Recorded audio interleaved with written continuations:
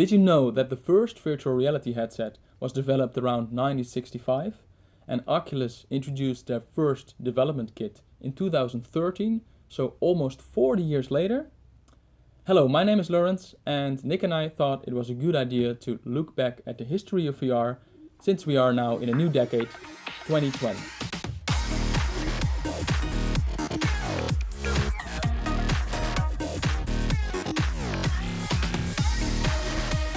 So before we jump into the first science of virtual reality, it's good to know that opinions differ a lot on when virtual reality started. Yes, but if we are not so strict, you could argue that VR goes all the way back to the 19th century, for example to the year 1881. This was the year that Panorama Mesdag was finished, a cylindrical panorama painting of approximately 14 meters high and with a circumference of 120 meters. The painting, one of the oldest 19th century panoramas in the world, is a view of the North Sea, the dunes, The Hague and Scheveningen in the Netherlands. But for this example, there wasn't anything like a VR headset. To go back to the first device that you had to put on your face to experience virtual reality, we have to go back to the ViewMaster, which was patented in 1939. With this ViewMaster, people could watch 3D photographs in color on film. The design principles of the stereoscope are used today in the popular Google Cardboard and lower budget head-mounted displays which use mobile phones.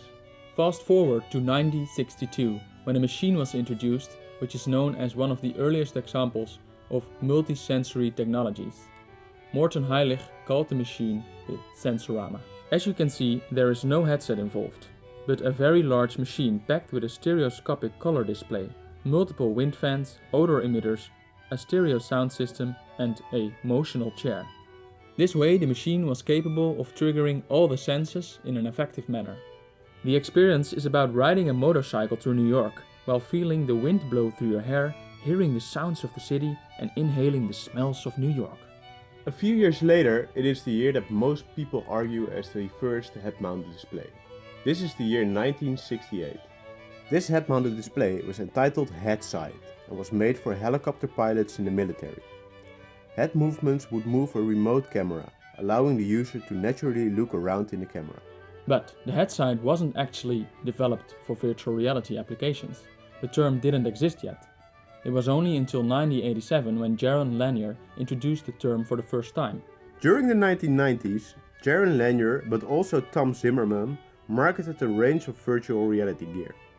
However, the hype around the technology had an adverse effect and led to a decrease in its popularity. Between the year 2000 and 2010, not much happened worth mentioning. However, other technologies were developed that contributed to VR in the end. For example, Google Street View was introduced by Google and also implemented 3D in their platform. From 2010 onwards, things started to move quickly again. Palmer Luckey designed the first prototype of the Oculus Rift in 2010 and presented this in 2012 on the E3 gaming trade show. In 2013 and 14, Oculus started to ship their first and second development kits that were ordered through their Kickstarter project. It was also the year 2013 that Valve came into the picture, as they discovered and shared the technology of low persistence displays. This way, VR content is lag and smear free, and Oculus used this technology in all their future headsets afterwards. In 2014, Oculus was purchased by Facebook. Also in this year, Sony announced a VR headset that was later used with the PlayStation 4. In 2015, HTC and Valve introduced the HTC Vive headset, with controllers and trackers allowing you to have positional tracking. Also, this was the year that Google announced the Google Cardboard, allowing millions of people to watch VR content by using their smartphone. In 2016, HTC was ready to ship their first units of the HTC Vive Steam VR headset. This was the first commercial release of sensor-based tracking, which allows the user to roam around freely in a predefined space. In 2017, Sony filed a patent that indicated that they were also developing a similar technology for location-based tracking as the HTC.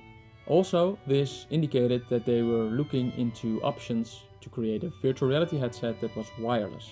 In 2018, Oculus launched the Oculus Go. This allowed a lot of people to make use of high quality VR for a low price. Finally, last year in 2019, Oculus introduced their Oculus Rift S in March, and 1 month later they introduced the Oculus Quest, the first consumer-ready, positional tracking-based VR headset for a low price. So this was the recap of virtual reality. We're now in 2020 and a lot of exciting stuff is about to come up.